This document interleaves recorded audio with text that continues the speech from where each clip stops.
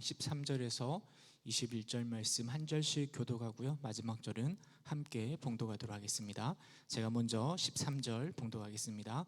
무리 중에 한 사람이 이르되 선생님, 내 형을 명하여 유산을 나와 나누게 하소서 하니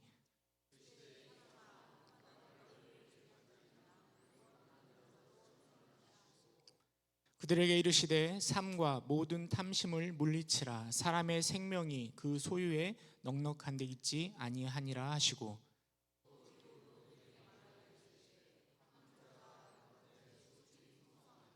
심중에 생각하여 이르되 내가 곡식 쌓아둘 곳이 없으니 어찌할까 하고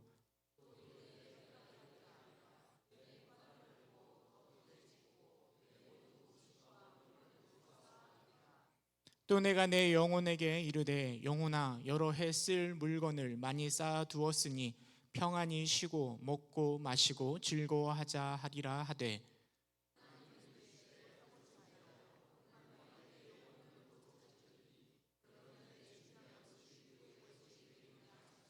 함께 읽겠습니다. 자기를 위하여 재물을 쌓아두고 하나님께 대하여 부요하지 못한 자가 이와 같으니라. 아멘. 오늘은 2차 은혜로 기도회 세 번째 날입니다. 몸도 피곤하고요. 또 비바람, 눈도 내리고 비도 오고 그럼에도 불구하고 이것을 뚫고 이 은혜의 자리에 오신 여러분들을 주님의 이름으로 축복하고 환영합니다. 옆에 있는 분에게 말씀해 주셔요. 잘 오셨습니다. 네, 우리 끝까지 승리합시다. 네, 끝까지 승리합시다. 네. 이번 2차 은혜로 기도의 주제가 성품의 옷입니다. 그리스도 안에서 새 사람 된 우리가요, 마땅히 입어야 될 성품의 옷이 있는 것입니다. 반면에요, 새 사람 된 우리가 반드시 벗어야 하는 성품의 옷도 있는 것입니다. 오늘은 우리가요, 벗어야 될 그 성품의 옷에 대해서 함께 묵상해 보고자 하는데요. 여러분 혹시 등산 좋아하시나요? 네, 많은 사람들이 등산 좋아하시고 많이 가는데요. 등산을 하다 보면 우리는 종종 계곡을 따라 졸졸졸 흐르는 시냇물을 만나게 됩니다. 여러분, 그 시냇물이 어디서부터 시작되었을까요? 아마 저 위쪽에 조그만 샘에서 그 물이 시작되어서 지금 이렇게 흐르고 있는 것 아니겠습니까? 마찬가지로 우리의 인생의 여정 속에서요, 우리가 살아가다 보면 우리의 삶 속에 흘러내리는 죄를 발견하게 됩니다. 생각지도 못한 죄들이요, 우리의 삶 속에서 막 흘러 넘쳐납니다. 여러분, 그 죄는 어디서부터 시작되었을까요? 죄의 시작점은 무엇에서부터 시작되었을까요? 우리 많은 것을 생각해 볼 수 있는데요, 저는 그 죄의 처음 셈이 바로 탐심이라 생각되어집니다. 더 많이 가지고 싶고요, 더 많이 소유하고 싶은 그 탐심으로부터 수없이 많은 죄가 흘러나오는 것입니다. 우리 성경에 보면은요, 탐심에 관한 많은 성경 구절이 있습니다. 근데 하나같이요, 그 탐심이 바로 죄의 셈인 것처럼 말하고 있습니다. 대표적인 게 갈라디아서 5장 24절 말씀인데요, 우리 함께 읽어보도록 하겠습니다. 시작. 그리스도 예수의 사람들은 육체와 함께 그 정욕과 탐심을 십자가에 못 박았느니라. 십자가에 뭘 못 박았다고요? 정욕과 탐심이래요. 물론 우리는 십자가에 우리의 죄를 못 박았을 것입니다. 성경은 그것을 탐심이라고 이야기하고 있습니다. 탐심을 우리의 죄의 셈처럼 말하고 있는 거죠. 이 탐심으로부터 수없이 많은 다양한 죄가 흘러나오는 것입니다. 그럼 우리 안에 탐심이 가득하면은요, 물론 그 탐심을 아무리 감추려고 해도요, 우리 몸에서 그 죄의 냄새가, 탐심의 냄새가 나는 것입니다. 우리 안에 탐심이 있으면요, 주를 위해서 교회 안에서 열심히 봉사한다 하더라도요, 그 봉사가 나를 중심으로 하는 봉사가 되는 거죠. 목사에게 탐심이 있으면 어떻게 될까요? 물론 설교를 열심히 할 것입니다. 그런데 그게 하나님을 위한 설교가 아니라 나를 위한 설교가 되는 거예요. 그래서 내가 저 다른 목사님보다 더 잘 설교하였는가, 이런 생각에 빠지게 되는 겁니다. 우리는 복음 안에서 새 사람 된 사람들입니다. 그런데 이 탐심은요, 이 새 사람의 옷을 벗어 버리게 만들고 다시 옛사람의 옷을 입게 만드는 것입니다. 그래서 우리는 반드시 이 탐심의 옷을 벗어야 되는 것이죠. 우리 탐심에 대해서 함께 묵상하면서요, 그것을 어떻게 벗어야 될지 고민하고 함께 은혜를 나누어 보고자 합니다. 우리가 읽은 본문에 보면은요, 무리 중에 한 사람이 나와서 예수님께 이야기합니다. 12장 13절을 보니까요, 선생님, 내 형에게 명하여서 유산을 나누게 하소서, 이렇게 이야기합니다. 여러분, 그렇게 말하고 있는 그 사람의 속마음에는요, 유산을 상속하는 과정에서 더 많이 받고 싶은 마음이 있는 것입니다. 성경은 구체적으로 그 사람의 상황이 어떠한지를 말해주고 있지는 않습니다. 당시에 유산을 나눌 때요, 여러분, 장자에게 우선권이 있었습니다. 그래서 장자는 2몫을 받고요, 그 다음에 다른 아들은 1몫을 가지게 되어 있는 것입니다. 지금 그 사람은요, 이 규칙대로 2몫 받고 1몫 받았는데 그게 불평인 건지, 아니면 형이 그 1몫에서 더 많은 걸 빼앗아 가려고 하는 것인지 정확하게 말해주고 있지는 않습니다. 그런데 중요한 것은요, 지금 유산을 분배하는 과정 가운데 이 사람은 만족하지 못하고 있는 것입니다. 그래서 예수님에게 말을 해서요, 예수님이 내 편이 되어주셔서 내가 더 많이 받을 수 있도록 말해주기를 바라고 소망하고 있는 것입니다. 여러분, 어떻게 유산을 나누면 공평하게 유산을 나누는 것이 될까요? 아들이 2명이면 1대1로 정확하게 나눠주면 그게 공평하게 나누는 유산 분배가 될까요? 나중에 장자가 부모님을 모시잖아요. 그런 의미에서 보면 장자가 더 많이 갖는 게 더 공평한 것 아닐까요? 어쩌면 그 상황이 또 다를 수도 있잖아요. 큰아들은 부유한데 둘째 아들은 가진 게 적을 수도 있잖아요. 더 많은 자녀를 가지고 수도 있잖아요. 그러면 그 둘째 아들이 더 많은 유산을 갖는 게 오히려 공평한 것 아닙니까? 여러분, 세상에 공평이라는 게 존재할 수 있을까요? 여러분, 우리 안에 탐심이 있는 한 그 공평은 불가능한 거죠. 어떻게 나누어도요, 우리 안에 탐심이 있으면 내가 더 많이 받아야 되는데, 내가 더 많이 가져야 되는데 불평과 불만이 나올 수밖에 없는 것입니다. 그래서 예수님은요, 유산을 나누게 하소서라고 이야기하는 그 사람에게 이렇게 말씀하십니다. 우리 12장 15절 함께 읽어보도록 하겠습니다. 누가복음 12장 15절 시작. 그들에게 이르시되 삼가 모든 탐심을 물리치라. 사람의 생명이 그의 소유에 넉넉한 데 있지 아니하리라 하시고, 예수님께서요, 더 많이 갖게 해달라는 그 사람에게요, 탐심을 물리치라라고 말씀하고 있습니다. 여러분, 탐심이라는 헬라어 단어가요, 합성하여져 만들어진 단어인데요, 더 많이라는 단어와 가지다라는 두 단어가 합쳐서요, 더 많이 가지다라는 그 단어의 뜻이 탐심이 된 것입니다. 예수님은요, 그 사람에게 그 탐심을 물리치라라고 이야기하고 있는 것입니다. 그러면서 말씀하시는 것이요, 사람의 생명이 그 소유에 넉넉한 데 있지 않다라고 말씀하십니다. 그럼 여기서 예수님이 말씀하시는 그 생명은 우리 육체의 생명을 말하는 것이 아닙니다. 그 생명은 하나님께서 믿는 자에게 주시는 영원한 생명을 말하는 것입니다. 그 영원한 생명은요, 우리가 물질적으로 더 많이 넉넉해진다고 해서 그 생명을 얻는 것이 아닙니다. 그 영원한 생명을 취하려면 우리 안에 있는 그 탐심의 옷을 버려야 되는 것입니다. 여기에 모이신 여러분들 가운데요, 그 탐심의 옷을 모두 물리치고 새 생명을 누릴 수 있기를 간절히 소망해 봅니다. 여러분, 그렇다면 여러분, 이 탐심이 무엇일까요? 성경이 말하는 탐심을 좀 더 생각해 보고자 하는데요, 여러분, 탐심의 시작은 저 하와에서부터 시작됩니다. 하와에게 뱀이 찾아와서 유혹합니다. 창세기 3장 5절에 보니까 이렇게 이야기합니다. 너희가 그것을 먹는 날에는 너희 눈이 밝아져 하나님과 같이 되어 선악을 알 줄을 하나님이 아심이라. 여러분, 하와가요, 뱀의 이야기를 듣기 전에는요, 그냥 선악을 알게 하는 그 나무는 에덴 동산에 있는 수없이 많은 나무 중에 하나에 지나지 않습니다. 별로 관심이 없었습니다. 그런데 이 뱀이 하는 말을 듣고 나자 그 나무가 달리 보이는 것입니다. 여자가 이야기합니다. 3장 6절, 이거 함께 읽어보도록 하겠습니다. 창세기 3장 6절 시작. 여자가 그 나무를 본즉 먹음직도 하고 보암직도 하고 지혜롭게 할 만큼 탐스럽기도 한 나무인지라. 여자가 그 열매를 따먹고 자기와 함께 있는 남편에게도 주매 그도 먹은지라.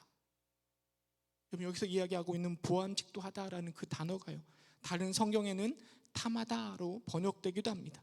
탐스럽기도 한 그 단어가요, 선악을 향한 그 여인의 그 열망이 얼마나 가득한가를 표현해주고 있는 것입니다. 하와의 마음속에요, 그 선악을 알게 하는 그 나무를 보는 순간 먹음직도 하고 보암직도 하고 탐스럽게 할 만큼 그 좋은 나무를 보면서요, 마음에 탐심이 가득 차 있는 것입니다. 그리고 그 탐심은 인류 최초의 죄를 짓게 한 것이고요, 그 그늘 아래, 그 원죄의 그늘 아래 오늘도 우리가 살아가고 있는 것 아니겠습니까? 그런데 하와가 탐했던 것, 그것이 정확하게 무엇일까요? 단순히 선악을 알게 하는 그 나무일까요? 뱀이 유혹할 때 이렇게 이야기합니다. 3장 5절에 너희가 이것을 먹는 날에는 눈이 밝아져 뭐처럼 된다고요? 하나님과 같이 된다라고 이야기하고 있습니다. 하나님과 같이 되고 싶은 것, 그것이 바로 하와가 마음에 품고 있었던 탐심의 핵심입니다. 예전에 성철 스님이 이런 이야기를 하였습니다. 산은 산이고 물은 물이라, 이렇게 이야기하였습니다. 이야기를 어떤 목사님의 패러디에서 이렇게 말씀하시더라고요. 하나님은 하나님이시고 사람은 사람이다. 네, 맞는 말이죠. 하나님은 하나님이시고 사람은 사람이다. 그런데 참 이 말이 우리에게 알려주는 교훈이 참 큰 것 같습니다. 우리의 상황이요, 아무리 어렵고 힘들고 하나님이 도대체 뭐하고 계시나 이런 생각이 들더라도요, 우리의 하나님은 하나님이신 거죠. 우리가 아무리 능력이 많고요, 날고 긴다 하더라도요, 우리는 사람에 지나지 않는 것입니다. 그런데 하와의 마음속에 내가 사람인데 하나님과 같이 된다라는 그 말에 꽂힌 것 아닙니까? 그 마음속에 탐심이 나오는 것이고, 그것이 바로 하와로 하여금 죄를 범하게 한 것 아니겠습니까? 하나님은 하나님이고요, 사람은 사람입니다. 그런데 우리가 그 선을 넘어서 하나님처럼 되려고 하는 순간, 우리가 아무리 선악과를 많이 따먹고 별짓을 다 한다 하더라도요, 우리는 결국 사람뿐입니다. 그런데 선을 넘으려고 이것저것 발버둥 치는 순간 이 세상 가운데 죄악이 가득 차게 되는 것입니다. 그래서 전도서 7장 7절은 이렇게 이야기합니다. 탐욕이 지혜자를 우매하게 하고 라고 이야기합니다. 우리 안에 있는 탐욕이요, 우리를 우매하게 만듭니다. 무엇이 옳고 그른지 제대로 판단하지 못하게 어리석게 만드는 것입니다. 여러분, 출애굽한 이스라엘 백성들 한번 생각해 보시기 바랍니다. 낮에는 하나님께서 구름기둥으로 지켜주시고요, 밤에는 불기둥으로 지켜주셨습니다. 반석을 쪼개서 물을 내주셨습니다. 매일마다 먹을 수 있는 만나를 더해 주셨습니다. 그런데 그 백성이요, 하나님께 무엇을 요청하시는지 아십니까? 시편 78편 18절에 이렇게 이야기합니다. 그들이 그들의 탐욕대로 음식을 구하여 그들의 심중에 하나님을 시험하였으며. 먹을 것이 풍성해요. 하나님 은혜가 가득 차 있는 거예요. 그런데 이스라엘 백성들이 그 애굽 땅에서 먹었던 그 고기를 생각하는 거예요. 애굽 땅에서는 고기를 먹었는데 이 광야에서는 고기를 먹을 수 없습니다. 하나님, 고기를 더하여 주십시오라고 하나님께 요청하고 있는 것입니다. 여러분이 얼마나 어리석은 자들의 모습입니까? 하나님의 은혜로 만나를 먹고 있고요, 반석에서 물을 내셔가지고 우리를 먹이고 죽이게 하시고 있습니다. 저 가나안 땅을 향하여 걸어가게 하고 있습니다. 그런데 우리 안에 있는 그 이스라엘 백성들 안에 있는 그 탐심은 그 하나님을 제대로 바라보지 못하고요, 어리석게 그 애굽 땅에서 먹었던 그 고기를 달라라고 요청하는 것 아닙니까? 하나님께서는 어리석은 우리들을 향하여서 십계명을 주실 때 맨 마지막에 그 계명이 무엇입니까? 내 이웃의 집을 탐내지 말라.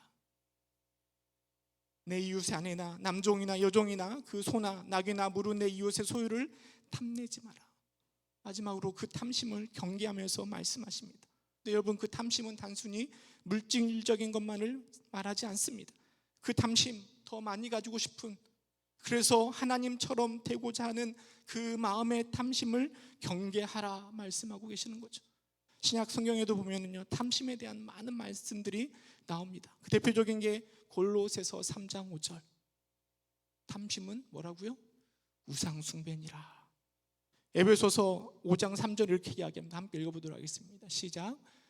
음행과 온갖 더러운 것과 탐욕은 너희 중에서 그 이름조차도 부르지 말라. 이는 성도에게 마땅한 바니라. 여러분, 성도들은요, 그 탐욕의 이름조차도 부르지 말라라고 성경 우리에게 말해주고 있습니다. 탐심을 영어 성경을 어떻게 표현하냐면요, 물론 다 이렇게 표현하지는 않지만 evil desire라고 이렇게 표현합니다. evil이라는 뜻은 사탄의 사악한, 그다음 desire는 소망, 그러니까 사악한 소망이라고 이렇게 탐심을 표현하기도 합니다. 사실 우리는요, 누구나 다 소망하고 바라는 것들이 있습니다. 내가 무엇인가를 소망하고 바란다고 해서 그것이 결코 잘못된 것이라 말할 수 없습니다. 때로는 우리가 돈을 바랄 수도 있고요, 권력을 바랄 수도 있고요, 하나님을 향한, 주님을 향한 열심, 그 믿음을 바랄 수도 있습니다. 무엇인가를 바라는 것은 우리의 본성일 것입니다. 그런데 그 바람 중에요, 사악한 바람이 있다는 거예요. 그게 바로 탐심입니다. 그런데 반대로 선한 바람도 있습니다. 여러분, 우리가 선한 바람을 뭐라고 말할 수 있을까요? 그것은 비전 또는 우리의 사명이라고 부를 수 있을 것입니다. 어거스틴은요, 탐심을 뭐라고 얘기했는가 하면, 탐심이란 우리의 본성이 아니라 본성의 질병이다, 이렇게 표현했습니다. 여러분, 탐심은 고쳐야 될 우리의 질병입니다. 새 사람으로 성령을 통해서 그리스도를 옷 입은 우리가요, 자칫 잘못하면 탐심의 질병에 물들 수 있습니다. 여러분, 그 질병을 고쳐내야 됩니다. 그래야 우리가 새 사람 될 수가 있습니다. 여러분, 그렇다면 이 탐심을 우리는 어떻게 물리쳐낼 수 있을까요? 다시 누가복음으로 돌아와서요, 예수님께서 탐심을 물리치라 말씀하시고 나서 하신 비유가 바로 어리석은 부자의 비유입니다. 내용이 이렇습니다. 부자가 있는데요, 부자라고 하면 이미 가진 것이 풍족하고요, 넉넉한 사람을 이야기하는 것입니다. 그런데 그 부자에게 밭의 소출이요, 풍성하게 된 것입니다. 풍년이 들어서 더 많은 것을 거두어 들일 수 있게 된 것입니다. 그런데 부자가 생각하는 거예요. 이렇게 풍족하게 거둔 곡식들을 어디 둘 데가 없다. 이걸 어떻게 할까? 그렇게 고민하다가 결정하기를 곡간을 헐고 곡간을 더 크게 지어서 그 곡간에다가 그 재물들을 다 쌓아두자라고 이야기하는 겁니다. 그리고 나서 그 부자가 이야기합니다. 12장 19절 말씀 함께 읽어보겠습니다. 누가복음 12장 19절 시작. 또 내가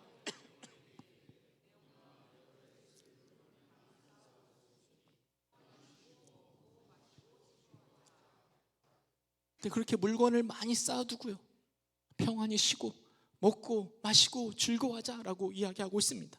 근데 18절 19절에서 계속해서 반복되는 단어가 있습니다. 바로 나입니다. 내 것, 나의 것, 내 곡간, 내 모든 곡식, 내 영혼. 여러분, 나를 강조하는 것은요, 자기 자신에 대한 강한 집착을 보여주는 것입니다. 그리고 그 내 모든 소유를 오직 나만을 위해서 사용할 것이라 생각하고 있는 것입니다. 여러분, 그 부자의 마음속에 탐심이 가득한 것입니다. 그리고 스스로 말하기를, 내가 이렇게 여러 해 동안 쓸 것을 모아두었으니까 평안히 쉬고 마시고 즐기자라고 이야기하고 있습니다.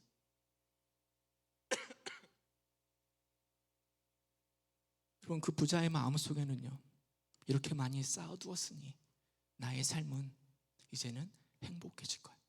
하나님이 우리의 주관자이고 우리의 심판자가 되신다라고 알고 있음에도 불구하고 내가 이렇게 모든 것들을 준비해 놨으니까 내 삶은 풍족해질 거야, 평안해질 거야, 행복해질 거야, 이렇게 어리석게 생각하고 있는 거죠. 그래서 하나님께서 20절 21절 이렇게 말씀하십니다. 하나님이 이르시되 어리석은 자여, 오늘 밤에 내 영혼을 도로 찾으리니 그러면 내 준비한 것이 누구의 것이 되겠느냐 하셨으니 자기를 위하여 재물을 쌓아두고 하나님께 대하여 부여하지 못한 자가 이와 같으니라 라고 하나님이 말씀하십니다.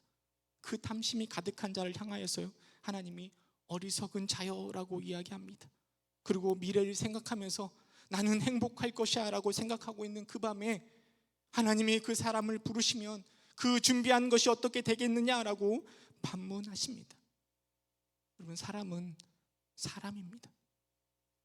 그런데 마치 자신이 이런 것들을 준비하고 이렇게 많이 채우고 이렇게 쌓아두면, 자기를 위해서 이렇게 많이 쌓아두면 행복할 줄 알았는데 여러분, 하나님의 부르심 앞에 그 모든 것이 다 허사가 되는 것입니다. 이게 바로 탐심에 가득 찬 자의 비참한 최후가 아니겠습니까? 여러분, 그렇다면 우리가 이 탐심이라는 이 영혼의 질병을요 어떻게 물리칠 수 있을까요? 한 3가지 정도를 생각해 보고자 하는데요. 첫 번째는요, 탐심을 물리칠 수 있는 방법은 단순하지만 자족하는 삶을 살아갈 때 가능한 것입니다. 여러분, 예수님의 비유를 통해서 보면은요 우리의 삶을 굉장히 단순하게 말씀하십니다.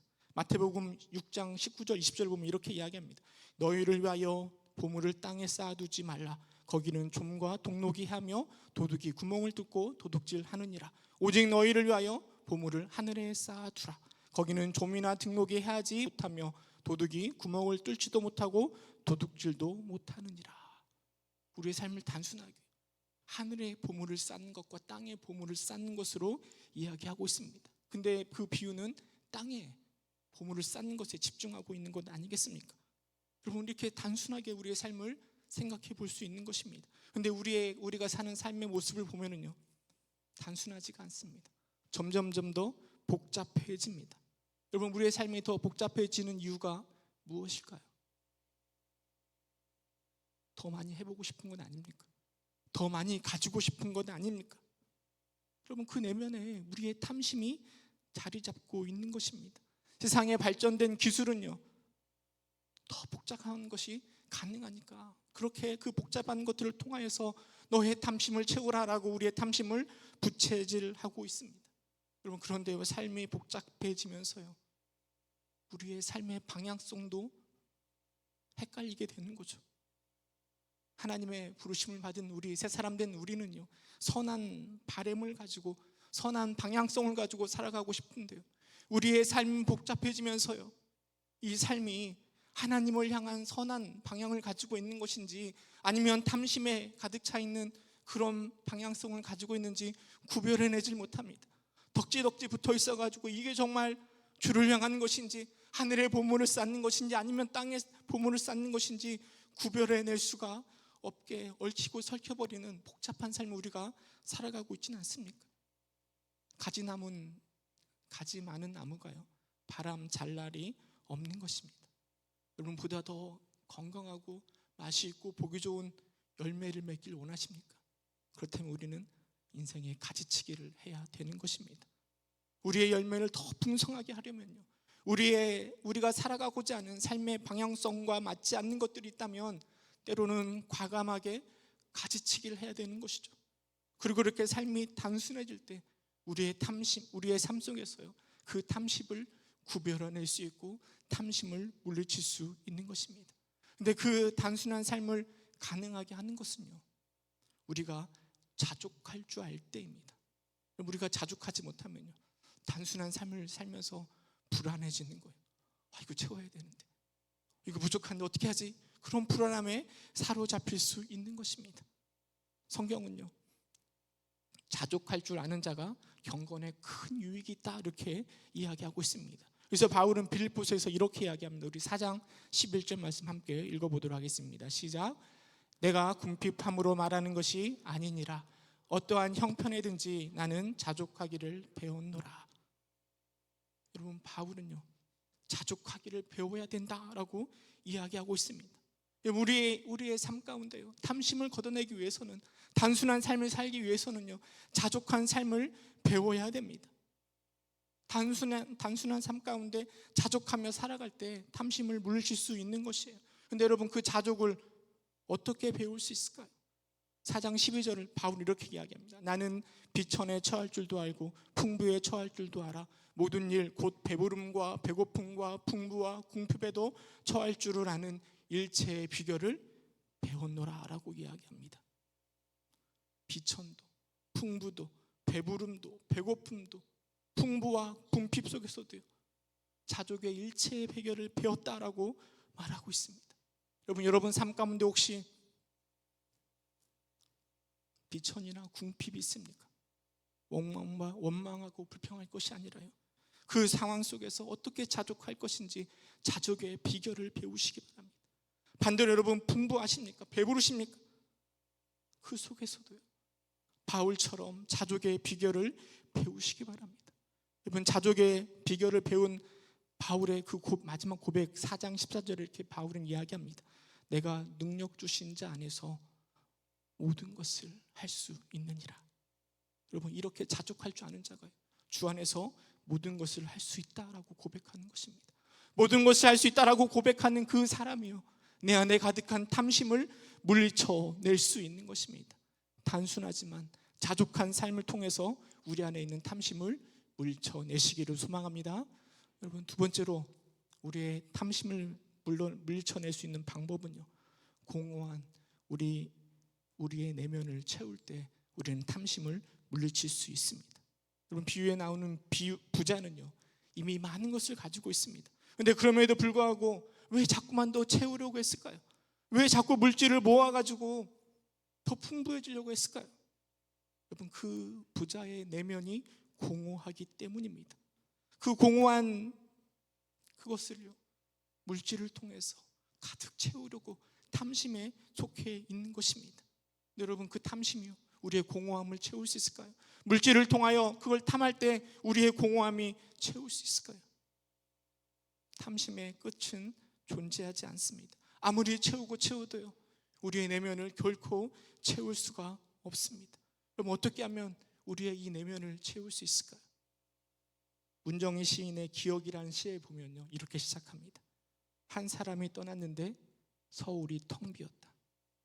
한 사람이 떠났는데 서울이 텅 비었다. 여러분, 무슨 이야기입니까? 여러분, 서울에는 수없이 많은 사람들이 살고 있습니다. 수없이 많은 사람들이 떠나고 들어오고 있습니다. 그런데 수없이 많은 사람들이 오가지만 내게는 아무런 영향을 미치지 않습니다. 근데 오직 한 사람, 내가 소중히 여기고 있는 그 한 사람이 서울을 떠났을 뿐인데 서울이 텅 빈 것처럼 느껴지는 것입니다. 여러분, 그렇다면 그 텅 빈 서울을 어떻게 하면 채울 수 있을까요? 내가 소중히 여기는 그 한 사람을 서울로 모시면 서울이 가득 차는 것 아니겠습니까? 여러분, 우리의 내면을 무엇으로 채울 수 있을까요? 세상의 물질, 능력 아무리 채우고 발버둥 쳐도요, 결코 우리의 내면을 채울 수 없습니다. 부자는 땅의 재물을 가득 채우면 자신의 그 미래의 모습이 평안히 쉬고 행복할 것이라 생각하였습니다. 그런데 예수님은 말씀하십니다. 사람의 생명은 소유의 넉넉함에 있지 않다라고 말합니다. 여러분, 그렇다면 우리의 생명은 무엇으로 가능합니까? 예수 그리스도, 그것이 바로 우리가 믿고 있는 복음 아닙니까? 복음으로 살아가는 우리들에게 있어서요, 예수님이 우리의 마음을 떠나시면 서울이 텅 빈 것처럼 우리의 마음이 텅 비는 것 아니겠습니까? 근데 예수님이 우리 마음에 들어오시면 우리의 마음이 가득 차게 되는 것입니다. 최근에 아내가 저에게 물어봤습니다. 요즘 행복하냐고 물어보더라고요. 제가 뭐라고 대답했을까요?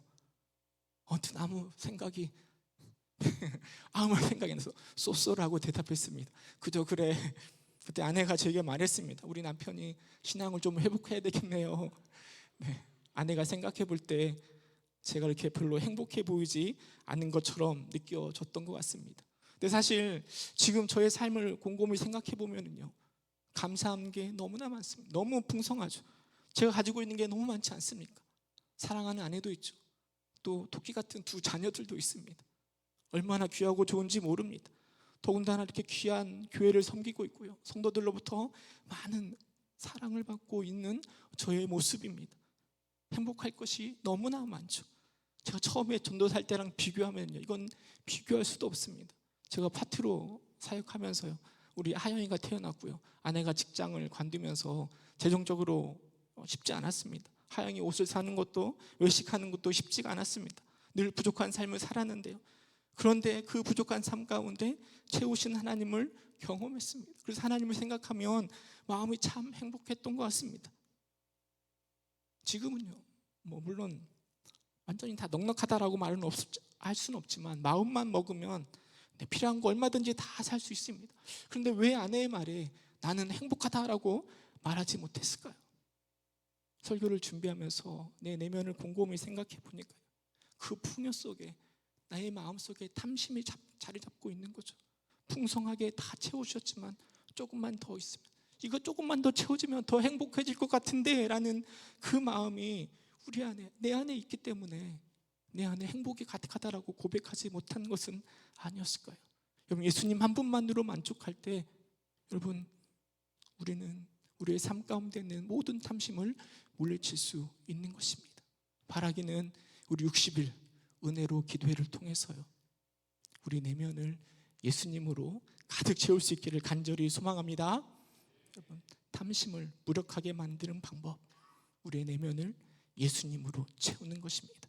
예수님이 내 안에 계실 때 우리는 내 안에 가득한 그 주님 한 분만으로 만족해라고 고백할 수 있는 것이고, 그 고백하는 마음 가운데 탐심이 설 자리는 없게 되는 것입니다. 세 번째로 탐심을 물리치는 방법은요, 하나님에 대하여 부유한 자가 되는 것입니다. 누가복음 12장 21절 이렇게 이야기합니다. 자기를 위하여 재물을 쌓아두고 하나님께 대하여 부유한 자가 부유하지 못한 자가 이와 같으니라 라고 이야기하고 있습니다. 땅에 아무리 재물을 쌓아두어도요, 그 사람은 결코 하나님에 대해서 부유한 자가 되지 못한다라고 이야기하고 있습니다. 그럼 하나님에 대해서 부유한 자가 탐심을 물리칠 수 있는 것입니다. 그럼 어떻게 하면 하나님에 대해서 부유한 자가 될 수 있을까요? 그것은 바로 저 천국에, 저 하늘의 보물을 쌓을 때 우리가 하나님에 대해서 부유한 자가 되는 것 아니겠습니까? 누가복음 12장 33절 이렇게 이야기합니다. 너희의 소유를 팔아 구제하여 낡아지지 아니하는 배낭을 만들라. 구제하라는 거예요. 여러분, 내 이웃을 섬기고 내 이웃을 위해서 헌신하는 것이 바로 저 하늘에 보화를 쌓는 것 아니겠습니까? 우리가 가지고 있는 보화를 어떻게 저 하늘에 쌓을 수 있겠습니까? 다른 것이 아니라 내 옆에 있는 형제와 자매를 사랑하고 섬길 때, 구제할 때, 그게 바로 하늘의 부활을 쌓는 것이고 하나님께 대하여 부유한 자가 되는 것 아니겠습니까? 그런데 이 어리석은 부자는요, 이미 부자임에도 불구하고 하나님의 은혜가 더 많은 소출을 풍성하게 주었음에도 불구하고 그 은혜를 나눌 생각을 전혀 하지 못하고 있습니다. 그냥 오직 나를 위하여서, 나만을 위하여서 더 크게 집을 지으려고 하고 있습니다. 탐심의 앞잡이가 되어버린 것이죠. 우리가 하나님 앞에서 부유한 자, 하늘의 보화를 쌓는 것, 이것은 다른 것이 아니라 내 주변에 있는 이웃을 사랑하는 것입니다. 내가 받은 은혜를 우리 이웃들에게 흘려보낼 때 하나님에 대해서 부유한 자가 되는 것이고, 우리 안에 가득 차 있는 그 탐심을 물리칠 수 있는 것입니다. 내 형제를 섬길 때요, 물론 내가 가지고 있는 모든 것들을 동원해서 섬기고 사랑을 할 수 있습니다. 그러나 그 한계는 금방 찾아올 것입니다. 왜냐하면 우리는 사람에 불과하기 때문입니다. 여러분, 우리는 우물이 아니라 통로가 되어야 됩니다. 무슨 말인가 하면, 여러분, 우리 안에 있는 사랑을 퍼내고 우리 안에 있는 그 물질을 퍼내고 해서 다른 사람들을 섬기는 것은요, 한계가 금방 찾아옵니다. 금방 고갈될 것입니다. 하지만 우리가 하나님께 받은 은혜를 다른 이에게 흘려보내는 통로가 될 때요, 여러분, 이것은 결코 마르지 않는 풍부함을 누리게 되는 것입니다. 여러분, 그것이 바로 하나님에 대하여 부유한 자가 되는 것 아니겠습니까? 그 부유함을 가질 때 우리는 우리 안에 있는 탐심을 물리쳐 낼 수 있는 것입니다. 말씀을 맺도록 하겠습니다. 죄의 샘은 바로 탐심입니다. 탐심은요, 저 깊은 계곡의 샘물과 같아서요, 잘 보이지 않습니다. 그래서 탐심을 물리칩시오라고 말씀을 드리면 저는 참 탐심이 없는 것 같아요 라고 말하기도 합니다. 왜냐하면 이 탐심을 단지 돈에 대해서, 어떤 물질에 대한 것이라고만 생각하는 경향이 있기 때문입니다. 그러나 탐심은 단순히 돈만을 말하는 것이 아닙니다. 우리가 하나님처럼 되려고 하는 그 마음 가운데 탐심이 있는 것이고요, 잘 드러나진 않지만 우리의 삶의 곳곳에 탐심이 나오게 되는 것입니다.